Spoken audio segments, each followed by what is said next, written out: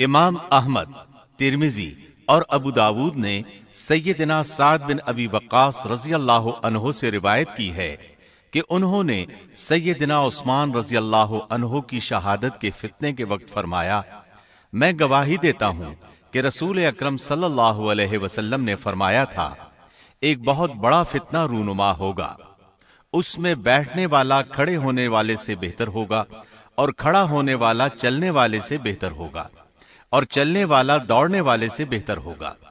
کسی نے کہا، اگر کوئی میرے گھر میں داخل ہو کر میری طرف ہاتھ بڑھائے تاکہ وہ مجھے قتل کر دے تو آپ صلی اللہ علیہ وسلم نے فرمایا، تو آدم علیہ السلام کے بیٹے کی طرح قتل ہو جا، یعنی اس فتنے میں قتل ہو جانا، حابیل کی سنت پر عمل کرتے ہوئے خود ہاتھ نہ اٹھانا، قاتل کہلانے کی بجائے مقتول ہونے کو پسند کرنا۔ اسی طرح مسند احمد کی ایک روایت میں ہے، رسول اللہ صلی اللہ علیہ وسلم نے فرمایا، دنیا میں جب بھی کوئی ظلم سے قتل ہوتا ہے تو اس کا گناہ آدم علیہ السلام کے پہلے بیٹے قابیل کی گردن پر ضرور ہوتا ہے، اس لیے کہ وہ پہلا شخص ہے جس نے ظالمانہ قتل کی ابتدا کی اور یہ ناپاک طریقہ جاری کیا۔ اس حدیث سے اس جرم کی نوعیت کا بخوبی اندازہ ہوتا ہے کہ اللہ تعالیٰ نے اس کو صرف ایک قتل قرار نہیں دیا بلکہ اس کو ایک گھناؤنی حرکت قرار دیا۔ قیامت تک آنے والے لوگ جو اس گناہ کے مرتکب ہوں گے ان کا کچھ گناہ قابیل کے حساب میں ڈالا جائے گا۔ حابیل کو قتل کرنے کے بعد قابیل نے اپنی بیوی کو ساتھ لیا اور دور دراز نرم زمین کے پاس جا کر رہائش پذیر ہو گیا اور آدم علیہ السلام کے سامنے تک نہ ہوا۔ آدم علیہ السلام پہاڑوں کے قریب ایک بستی میں رہ رہے تھے، یہ ان سے بہت دور جا بسا تھا۔ اس طرح قابیل کا آدم علیہ السلام سے رابطہ بالکل ختم ہو گیا اور اس سے ایک نئی نسل کی ابتدا ہوئی۔ فحاشی اور اریانی کو ان کے ہاں عروج حاصل تھا۔ عبادت یہ لوگ اگرچہ اللہ ہی کی کرتے تھے لیکن آدم علیہ السلام کی شریعت کے خلاف بے حیائی کے دل دادا تھے۔ تقوی کی قلت، احکام الہی کی نافرمانی اور فحاشی کا فروغ ان کے شب و روز کا معمول تھا۔ اس کے بعد لوگ دو گروہوں میں تقسیم ہو گئے، شریر اور برے لوگ قابیل کے ساتھ مل گئے اور آدم علیہ السلام کے دیگر بیٹے اور نیک لوگ آدم علیہ السلام کے ساتھ مل گئے۔ آدم علیہ السلام 960 سال زندہ رہے۔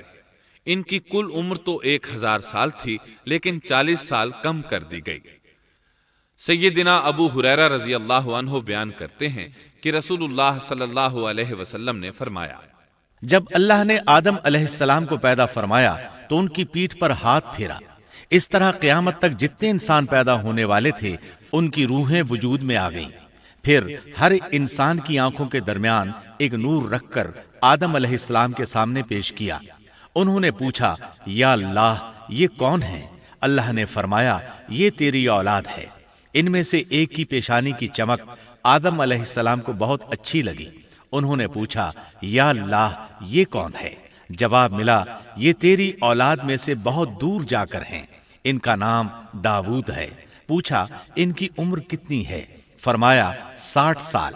آدم علیہ السلام کہنے لگے، یا اللہ 40 سال میری عمر میں سے ان کی عمر میں شامل کر دے۔ اس سلسلے میں دوسری روایت یوں آئی ہے، جب آدم علیہ السلام کی روح قبض کرنے کے لیے فرشتہ آیا تو وہ کہنے لگے، میری عمر میں تو ابھی 40 سال باقی ہیں۔ اس وقت ان کی عمر 960 سال تھی۔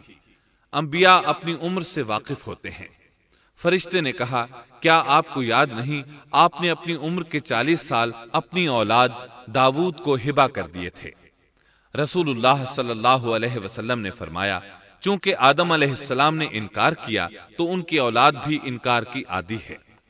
آدم علیہ السلام خود بھول گئے، ان کی اولاد بھی بھولتی ہے۔ آدم علیہ السلام نے خطا کی، ان کی اولاد بھی خطا کرتی ہے۔ حابیل کے قتل کے بعد اللہ تعالیٰ نے آدم اور حوا علیہ السلام کو اس کا نعم البدل عطا کیا۔ اس کا نام انہوں نے شیس رکھا۔ شیس کا مطلب ہے اللہ کا دیا ہوا تحفہ۔ حابیل کے قتل پر آدم اور حوا علیہ السلام دونوں بہت غمگین ہوئے، اس لیے اللہ نے بدلے میں انہیں شیس علیہ السلام عطا فرمائے۔ سیدنا ابو ذر غفاری رضی اللہ عنہ سے مروی ایک صحیح حدیث میں ہے کہ رسول اللہ صلی اللہ علیہ وسلم نے فرمایا، اللہ تعالیٰ نے 104 صحیفے نازل فرمائے، ان میں سے 50 صحیفے شیس علیہ السلام پر نازل ہوئے۔ ان صحیفوں میں ایسے قوانین، اصول اور ضابطے تھے جن سے انسانیت کی زندگی منظم ہوتی ہے۔ شیس علیہ السلام نے آدم علیہ السلام سے علم حاصل کیا، لیکن آدم علیہ السلام کا تمام علم وہ حاصل نہ کر سکے، اس لیے کہ آدم علیہ السلام نے بالمشافہہ اللہ تعالی سے علم حاصل کیا تھا، اور بہت سی اشیاء کا علم اللہ تعالی نے انہیں سکھا دیا تھا، اس لیے وہ تمام علماء سے بڑھ کر عالم تھے۔ شیس علیہ السلام نے آدم علیہ السلام سے علوم سیکھ کر لوگوں کو سکھائے۔ لوگوں نے ان سے مختلف علوم، فنون اور پیشے سیکھے۔ انہیں شہروں میں رہنے سہنے کے بارے میں تعلیم دی، دن رات کے حسابات سے انہیں آگاہ کیا اور انہیں بتایا کہ کن اوقات میں وہ اللہ کی عبادت کریں اور عبادت کے طریقے انہیں سکھائے۔ احادیث میں اس کی وضاحت ملتی ہے۔ امام احمد رحمت اللہ علیہ بیان کرتے ہیں کہ ابو زمعہ سعدی کہتے ہیں کہ انہوں نے مدینے میں ایک شیخ کو لوگوں سے کلام کرتے دیکھا تو ان کے متعلق پوچھا، یہ کون شخص ہے؟ لوگوں نے بتایا کہ یہ ابی بن کعب رضی اللہ عنہ ہیں، بڑے صحابہ میں ان کا شمار ہوتا ہے، تمام مسلمانوں سے بڑھ کر قرآن اور اس کی تفسیر کے عالم ہیں۔ ابو زمعہ فرماتے ہیں کہ ابی بن کعب رضی اللہ عنہ اس وقت یہ واقعہ بیان کر رہے تھے کہ جب آدم علیہ السلام کی وفات کا وقت قریب آیا تو انہوں نے اپنے بیٹوں سے فرمایا، میرا جنت کے پھل کھانے کو جی چاہتا ہے۔ جنت کے پھل دنیاوی پھلوں جیسے ہی ہوتے ہیں، سیب، انار، انگور، یہ سب جنت میں موجود تھے۔ جنت کے اور دنیا کے پھلوں میں فرق یہ ہے کہ دنیاوی پھل بدبودار ہو جاتے ہیں، جبکہ جنتی پھل کبھی بدبودار نہیں ہوتے۔ اسی طرح دنیاوی پھلوں کا ذائقہ عارضی ہوتا ہے، جبکہ جنتی پھلوں کا ذائقہ ہمیشہ برقرار رہتا ہے۔ اس لیے آدم علیہ السلام نے چاہا کہ وہ جنت کے پھل کھائیں، چنانچہ ان کے بیٹے تلاش میں نکل گئے۔ انہوں نے اپنے ساتھ کلہاڑے، کدالیں اور ٹوکریاں لے لی۔ راستے میں انہیں فرشتے ملے، ان کے پاس آدم علیہ السلام کا کفن اور خوشبو وغیرہ تھی۔ انہوں نے پوچھا، آدم کے بیٹو، کس چیز کی تلاش میں ہو؟ کہاں جا رہے ہو؟ انہوں نے جواب میں کہا، ہمارے والد مریض ہیں، انہیں جنت کے پھلوں کی خواہش ہے۔ فرشتے ان کے سامنے انسانی شکل میں آئے تھے، ان کی بات سن کر بولے، واپس جاؤ، تمہارے والد فوت ہونے کے قریب ہیں۔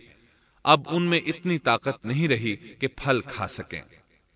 جب فرشتے آدم علیہ السلام کی روح قبض کرنے کے لیے آئے تو حوا علیہ السلام نے انہیں پہچان لیا۔ وہ بلند آواز سے آدم علیہ السلام کو پکارنے لگی، ان کے ساتھ چمٹ گئیں۔ آدم علیہ السلام بولے، مجھ سے الگ ہو جاؤ، پہلے بھی مجھے تمہاری وجہ سے مصیبت پہنچی تھی، میرے اور میرے رب کے فرشتوں کے درمیان سے ہٹ جاؤ۔ پھر فرشتوں نے آدم علیہ السلام کی روح قبض کی، انہیں غسل دیا، کفن پہنایا، خوشبو لگائی، آپ کی قبر کھودی، پھر انہوں نے آدم علیہ السلام کی نماز جنازہ ادا کی۔ اس کے بعد انہیں قبر میں اتارا، پھر اوپر مٹی ڈال دی اور بولے، آدم کے بیٹو، تمہارے لیے یہی طریقہ ہے۔ اس وقت تک لوگ کفن دفن کے احکامات سے واقف نہیں تھے، انہیں علم نہ تھا کہ قابیل نے اپنے بھائی کو کیسے دفن کیا تھا، اس لیے فرشتوں کو بھیجا گیا تاکہ تدفین کا طریقہ بتا دیں۔ تو اس طرح انسان کو دفن کرنے کا طریقہ معلوم ہوا جو فرشتے لے کر آئے تھے۔ آدم علیہ السلام نے اپنی 960 سال کی مکمل زندگی میں سوائے اس درخت کا پھل کھانے کے اور کوئی خطا نہیں کی۔ یہ تھا ہمارے باپ سیدنا آدم علیہ السلام کا اسوہ اور سیرت طیبہ کا حال۔ آپ کی وفات کے 1 سال بعد حوا علیہ السلام بھی وفات پا گئیں۔ آدم علیہ السلام کی وفات کے بعد ان کے بیٹے شیس علیہ السلام نے ان کی ذمہ داریاں سنبھال لی۔ اب تبلیغ کا کام انہیں کرنا تھا۔ ادھر قابیل جو نرم زمین میں جا آباد ہوا تھا، اس کی اولاد نے فتنہ و فساد اور سرکشی کی زندگی اختیار کی۔ انہوں نے قتل و غارت گری کا بازار گرم کر دیا۔ یہ لوگ آدم علیہ السلام کی قوم کے پاس سے گزرتے تو وہاں بھی فساد مچاتے۔ ابن عباس رضی اللہ عنہما سورۃ الاحزاب آیت 33 کی تفسیر کرتے ہوئے فرماتے ہیں، وَلَا تَبَرَّجْنَ تَبَرُّجَ الْجَاهِلِيَّةِ الْأُولَى पुराने जमाने की जाहिलियत की तरह अपने बनाव का इजहार ना किया करो। उस वक्त दो नस्लें आबाद थीं, एक पहाड़ पर और दूसरी नरम जमीन पर। पहाड़ों के मर्द खुश शक्ल थे, औरतें स्याह फाम थीं, जबकि जमीन वालों की औरतें खूबसूरत थीं और मर्दों के रंग सांवले थे। अब इब्लीस ने अपना काम शुरू किया। वो इंसानी शक्ल में नरम जमीन वालों के पास आया और एक शख्स का गुलाम बनकर रहने लगा। फिर उसने बांसुरी शक्ल की एक चीज ईजाद की और उसको बजाने लगा। लोग उस आवाज पर लट्टू हो गए, उसके गिर्द भीड़ लगाकर सुनने लगे। फिर एक दिन मेले का मुकर्रर हो गया, उसमें हजार हा मर्द और औरतें जमा होने लगे। इत्तेफाक से वहां एक दिन एक पहाड़ी आदमी भी आ गया। उसने मैदानी औरतों के हुस्न जमाल को देखा। उसने अपने कबीले वालों से उनके हुस्न जमाल का जिक्र किया। अब वहां के लोग कसरत से मैदानी इलाके में आने लगे। इस तरह आहिस्ता आहिस्ता मर्दों और औरतों में इख्तिलात बढ़ा। बदकारी और जिनाकारी आम हुई, जबकि ये सब काम शीस अलैहिस्सलाम की शरीयत में हराम थे। ये सब बयान करने के बाद इब्ने अब्बास रजी अल्लाह अन्हुमा कहते हैं, अल्लाह ताला के कौल ولا تبرجن تبرج الجاهلية الأولى की यही तफसीर है और कदीम जाहिलियत से यही मुराद है, क्योंकि उन लोगों ने जमीन में एक अजीम फसाद और इंतशार बर्पा कर रखा था। शीस अलैहिस्सलाम अपनी कौम के लोगों को समझाते रहे कि वो इन शरीर और फसादी लोगों के साथ मेल जोल न रखें, लेकिन शैतान मुसलसल उन्हें वरगलाता रहा, यहां तक कि शीस अलैहिस्सलाम के साथ बहुत थोड़े लोग रह गए और काबिल की कौम में बहुत इजाफा हो गया। लोग यूं ही जिंदगी बसर करते रहे, यहां तक कि अल्लाह ताला ने उनमें इदरीस अलैहिस्सलाम को मबूस फरमाया। चुनाचे अब हम आपको इदरीस अलैहिस्सलाम के बारे में बताते हैं। एक हदीस में है कि आदम और शीस अलैहिस्सलाम के बाद इदरीस अलैहिस्सलाम पहले नबी हैं। एक दूसरी हदीस में है कि इदरीस अलैहिस्सलाम पहले नबी हैं जिन्होंने कलम के जरिए लिखा और लोगों को किताबत सिखाई। हाफिज इब्ने कसीर ने उनका हुलिया कुछ यूं बयान किया है, पूरा कदो कामत, खूबसूरत, खूब रू, घनी दाढ़ी, उम्दा औसाफ के मालिक, चौड़े कंधे, मजबूत हड्डियां, दुबले पतले, सुरमगी चमकदार आंखें, गुफ्तगू बावकार, खामोशी पसंद, संजीदा और मतीन, चलते हुए नजर नीची, इंतहाई फिक्र खौज के आदि, गुस्से के वक्त सख्त गजबनाक, बातें करने में शहादत की उंगली से बार बार इशारा करने के आदि। इदरीस अलैहिस्सलाम शीस अलैहिस्सलाम की शरीयत पर अमल पैरा रहे। चूंकि इदरीस अलैहिस्सलाम रसूल भी थे, इसलिए अल्लाह की तरफ से मुस्तकिल उन पर शरीयत नाजिल हुई, जिसकी तशरीह व तफसीर करके लोगों को अहकाम इलाही से आगाह फरमाते। इदरीस अलैहिस्सलाम ने जब देखा कि मुफसिदीन ईमान वालों पर जुल्म व ज्यादती कर रहे हैं, उनका फसाद बढ़ता जा रहा है और समझाने के बावजूद ये लोग बाज नहीं आ रहे, तो उन्होंने अपने पैरोकारों को जिहाद का हुक्म दिया। इदरीस अलैहिस्सलाम पहले शख्स हैं जिन्होंने अल्लाह के रास्ते में जिहाद किया, गनीमतें हासिल की और दुश्मनों को कैदी बनाया, लेकिन गनीमतें और कैदी उनके लिए हलाल नहीं थे। रसूलुल्लाह सल्लल्लाहु अलैहि वसल्लम पहले रसूल हैं जिनके लिए गनीमतें हलाल की गईं, लेकिन ये बात यकीनी है कि जिहाद सबसे पहले इदरीस अलैहिस्सलाम ने किया। उन्होंने जिहाद के लिए सबसे पहले एक लश्कर तैयार किया, फिर उस लश्कर को दो हिस्सों में तकसीम किया। एक हिस्सा प्यादों पर मुश्तमिल था, दूसरा सवारों पर। चुनाचे भरपूर तैयारी के बाद इदरीस अलैहिस्सलाम ने काबिल की कौम पर चढ़ाई कर दी। हक व बातिल के दरमियान जबरदस्त मारके हुए। आखिरकार इदरीस अलैहिस्सलाम ने उन्हें घुटने टेकने पर मजबूर कर दिया। उनका बहुत सा माल व असबाब लूट लिया और लोगों को कैदी बना लिया। अल्लाह ताला ने इन तमाम बातों का जिक्र नहीं फरमाया, बल्कि अल्लाह ने उनकी सीरत के बारे में अपनी किताब कुरान मजीद में इशारतन जिक्र फरमाया है। मसलन सूरह मरियम आयात 56 और 57 में इरशाद होता है, वज़कुर फिल किताब इदरीस इन्नहु कान सिद्दीक़न नबिय्या। ورفعناه مكانا عليا۔ اور اس کتاب میں ادریس کا بھی ذکر کر، وہ بھی نیک کردار نبی تھے، ہم نے انہیں بلند مقام پر اٹھایا۔ ان کے بلند مرتبے کے بارے میں بخاری اور مسلم میں حدیث موجود ہے کہ نبی کریم صلی اللہ علیہ وسلم نے فرمایا، میں نے معراج کی رات چوتھے آسمان پر ادریس علیہ السلام سے ملاقات کی، وہ چوتھے آسمان پر بلند مقام پر فائز تھے۔ ابن جریر نے ایک روایت بیان کی ہے، وہ روایت اس بات کی وضاحت کرتی ہے کہ اللہ تعالیٰ کے ارشاد وَرَفَعْنَاهُ مَكَانًا عَلِيًّا سے کیا مراد ہے، اس کا کیا مفہوم ہے؟ ابن جریر کے علاوہ دیگر بڑے بڑے مفسرین اور مورخین نے بھی اس روایت کو ذکر کیا ہے، لیکن اس کی کوئی صحیح سند نہیں مل سکی۔ وہ روایت یہ ہے۔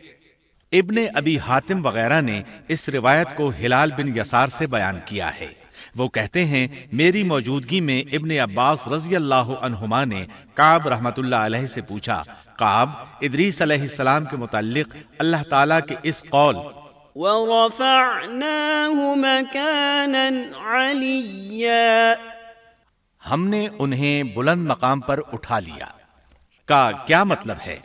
تو کعب رحمت اللہ علیہ نے جواب دیا، اللہ تعالیٰ نے ادریس علیہ السلام پر ایک مرتبہ یہ وحی نازل فرمائی، اے ادریس، تمام اہل دنیا جس قدر روزانہ نیک عمل کریں گے ان سب کے برابر میں تجھے ہر دن اجر دوں گا۔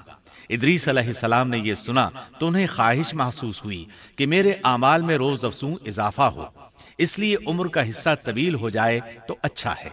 انہوں نے وحی الہی اور اپنے اس خیال کو ایک رفیق فرشتے پر ظاہر کر کے کہا، اس معاملے میں موت کے فرشتے سے گفتگو کرو تاکہ میں نیک اعمال کا زیادہ سے زیادہ وقت حاصل کر سکوں۔ اس فرشتے نے جب یہ سنا تو ادریس علیہ السلام کو اپنے بازوؤں پر بٹھا کر لے اڑا۔ جب یہ چوتھے آسمان سے گزر رہے تھے تو موت کا فرشتہ زمین پر آنے کے لیے اتر رہا تھا، وہیں دونوں کی ملاقات ہو گئی۔ دوست فرشتے نے موت کے فرشتے سے ادریس علیہ السلام کے بارے میں گفتگو کی۔ موت کے فرشتے نے دریافت کیا، ادریس علیہ السلام کہاں ہیں؟ اس نے کہا، میری پشت پر۔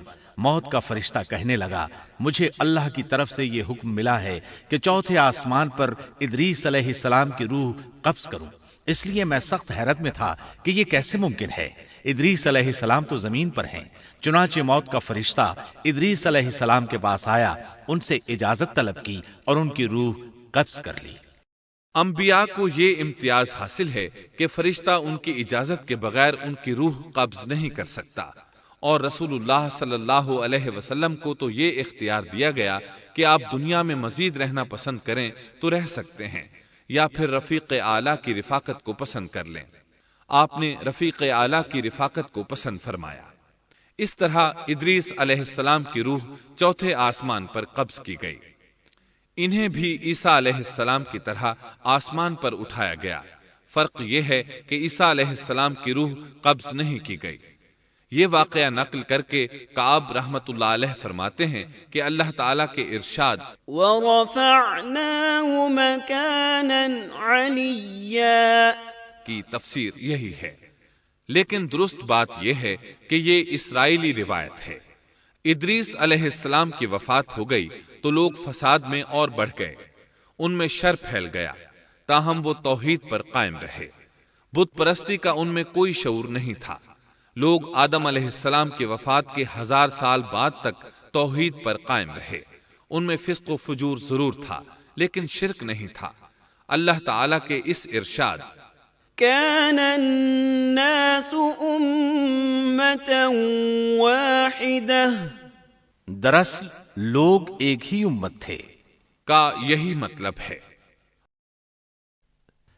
سامعین محترم، ابھی آپ دارالسلام اسٹوڈیو لاہور پاکستان سے قصص الانبیاء کا تیسرا حصہ فساد کی ابتدا سن رہے تھے۔